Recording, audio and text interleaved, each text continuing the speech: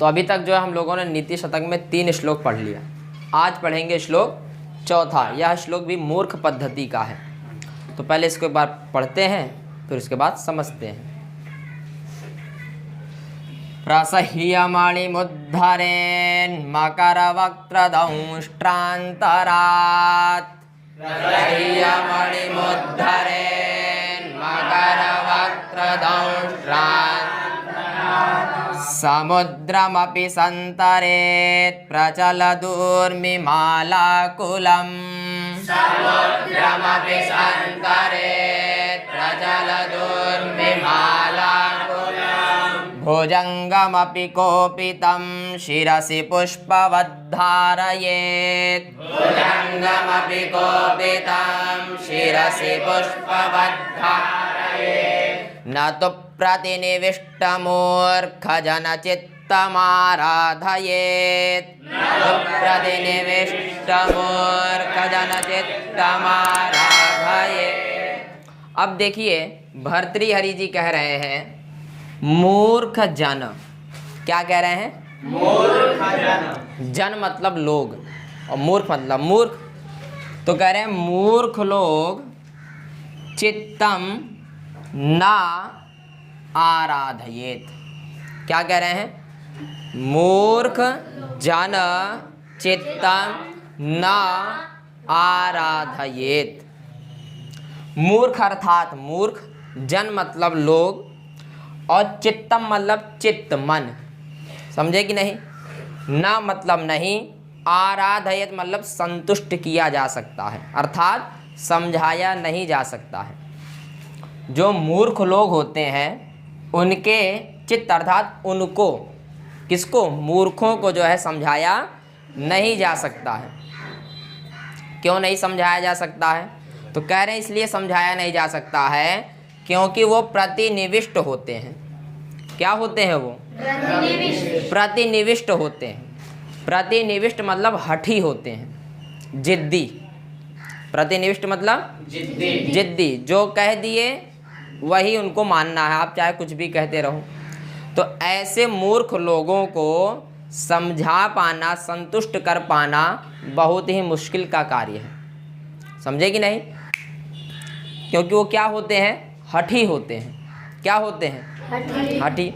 और हठी व्यक्तियों को समझा पाना अत्यधिक कठिन है। समझे कि नहीं? एक बात पे अड़ गया तो वो अड़ा ही रहता है। तो वही भर्तृहरि जी कह रहे हैं भाई ऐसे मूर्खों को समझा पाना बहुत कठिन है, अर्थात उनको संतुष्ट नहीं किया जा सकता। आप कुछ भी कहते रहिए, वो अगर एक बार ठान लिए तो ठान लिए। समझे कि नहीं? अब ऊपर की 3 लाइनों में कह रहे हैं कि भैया ये कार्य किए जा सकते हैं, लेकिन मूर्खों को नहीं समझाया जा सकता है। तो अब देखिए क्या कह रहे हैं। कह रहे हैं प्रसह्य मणिम उद्धरेत। क्या कह रहे हैं? प्रसह्य मणिम उद्धरेत। प्रसह्य का अर्थ होता है बलपूर्वक, अर्थात ताकत से। ठीक है? मणिम मतलब मणि, रत्न। ठीक है? उद्धरेत का अर्थ है निकाला जा सकता है। उद्धरेत मतलब निकाला जा सकता है। तो कह रहे हैं बलपूर्वक अर्थात ताकत के द्वारा मणि को निकाला जा सकता है। किसी ने पूछा भाई कहाँ से निकाला जा सकता है? तो कह रहे हैं मकर वक्त्र दंष्ट्रान्तरात्। क्या कह रहे हैं? मकर वक्त्र दंष्ट्रान्तरात्। समझे कि नहीं? मकर का अर्थ होता है मगरमच्छ। मकर मतलब मगरमच्छ।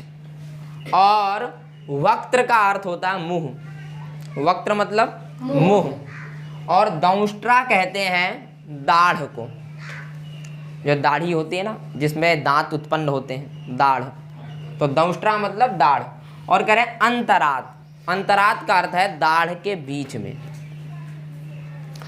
तो कहने का अर्थ ये है यदि मगरमच्छ के मुंह में जो दाढ़ होता है, उस दाढ़ के बीच में यदि मणि हो तो उसको प्रसह्य अर्थात बलपूर्वक उद्धरेत निकाला जा सकता है। तो कहने का अर्थ ये है कि भाई यदि मगरमच्छ के मुंह में कोई मड़ी हो, मान लो मड़ी है, तो उस मड़ी को आप बलपूर्वक निकाल सकते हैं। क्या छोटी बात है? मगरमच्छ हम जैसे को तो एक बार में लील ले कि नहीं? अगर मगरमच्छ को मारना है तो आपको हनुमान जी बनना पड़ेगा, तभी आप उसके मुंह को फाड़ सकते हैं और तब आप मड़ी को निकाल सकते हैं। तो हनुमान जी बनना क्या हमारे लिए संभव है? लेकिन भर्तृहरि जी कह रहे हैं भाई आप फिर भी मगरमच्छ के मुंह से आप क्या कर सकते हैं? रत्न निकाल सकते हैं, मणि को निकाल सकते हैं। कितना कठिन काम आप मान लो कर सकते हैं, लेकिन जो मूर्ख है ना, उसको आप समझा नहीं सकते। जो मूर्ख व्यक्ति है आप उसको समझा नहीं सकते, समझे कि नहीं? और दूसरी लाइन में कह रहे हैं समुद्रम अपि, क्या कह रहे हैं? समुद्रम अपि संतरेत। ठीक है, क्या कह रहे हैं? समुद्रम अपि संतरेत। समुद्र अर्थात समुद्र जो 7 समुद्र हैं, तो वही समुद्र की बात है। समुद्र मतलब समुद्र, अपि मतलब भी, संतरेत का अर्थ होता है तैरना, तैर कर। समझे कि नहीं? तो कह रहे हैं भर्तृहरि जी कि भाई समुद्र को भी आप तैर कर पार कर सकते हैं। समुद्र को आप तैर कर पार कर सकते हैं। क्या कोई समुद्र पार कर सकता है तैर के? जहाँ बड़ी बड़ी नाव डूब जाएं, वहाँ भर्तृहरि जी कह रहे हैं भाई आप समुद्र को तैर के पार कर सकते हैं। और कैसा समुद्र है? तो समुद्रम का विशेषण दे रहे हैं प्रचलत ऊर्मि माला अकुलम। क्या कह रहे हैं? प्रचलत ऊर्मि माला अकुलम समुद्रम। समझे कि नहीं? ये समुद्रम का क्या है? विशेषण है। ठीक है। प्रचलत अर्थात चंचल। प्रचलत मतलब चंचल। समुद्र में आप देखते हैं चंचलता होती है, कभी पानी स्थिर रहता है वहाँ का? कभी नहीं होता है। तो प्रचलत होता है कि नहीं? अर्थात चलते रहता है वो, तो चंचलता रहती है उसमें। और कह रहे हैं ऊर्मी। ऊर्मी का अर्थ होता है तरंगे।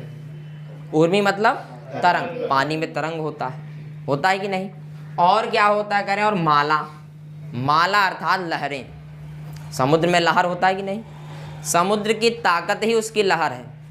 अगर समुद्र में लहर ना उत्पन्न हो तो कोई भी एक प्रकार से पार कर सकता है, लेकिन समुद्र की ताकत क्या है? उसकी लहर। और कह रहे हैं अकुलम अर्थात व्याकुलम। समुद्र व्याकुल होता है कि नहीं? अर्थात बड़ा लंबा चौड़ा होता है कि नहीं? तो कह रहे हैं भैया सामान्य समुद्र नहीं, कैसा समुद्र? जिनमें खतरनाक लहरें उत्पन्न होती हैं, ऐसे समुद्र को आप तैरकर पार कर सकते हैं। आप ऐसे समुद्र को क्या कर सकते हैं? तैरकर पार कर सकते हैं। लेकिन आप मूर्ख को नहीं समझा सकते। लेकिन जो मूर्ख है आप उसको नहीं समझा सकते। क्या समुद्र को तैरकर पार करना कोई छोटी बात है? लेकिन भर्तृहरि जी कहते हैं इस काम को आप कर सकते हो, लेकिन जो मूर्ख है ना, इसको आप समझा नहीं सकते। तो कहने का मतलब आप मगरमच्छ के मुंह को फाड़कर उसके दाढ़ से मणि निकाल सकते हैं। पहली उपमा दी। दूसरी उपमा दे रहे हैं कि आप समुद्र को तैर कर पार कर सकते हो। अब तीसरी उपमा दे रहे हैं भुजंगम अपि। क्या कह रहे हैं? भुजंगम अपि कोपितम। ठीक है। भुजंग कहते हैं सांप को। भुजंग मतलब सांप। कह रहे भैया सांप को भी, अपि मतलब भी, कैसा भुजंगम? तो कह रहे कोपितम। कोपितम मतलब क्रोधित सांप। कोपितम का अर्थ होता है क्रोधित। समझे कि नहीं? कह रहे हैं क्रोधित सांप को आप शिरसी पुष्पवत धारयेत।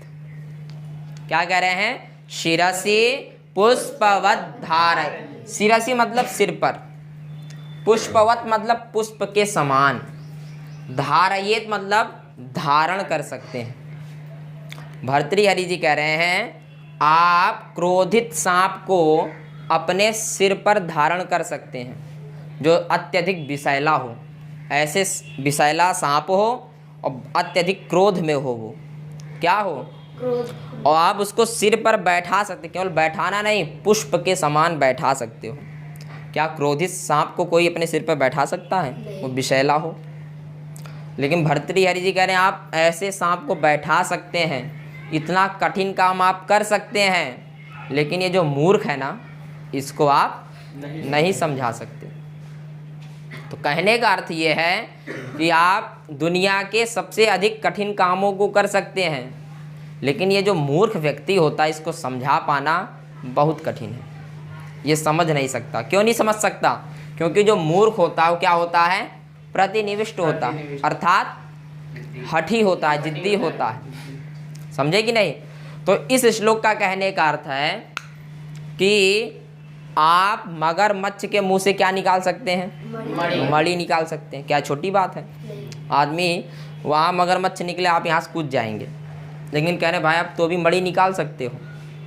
और दूसरी उपमा दिए कि आप समुद्र को उड़ के और नाव में नहीं, हाथों द्वारा पार कर सकते हो।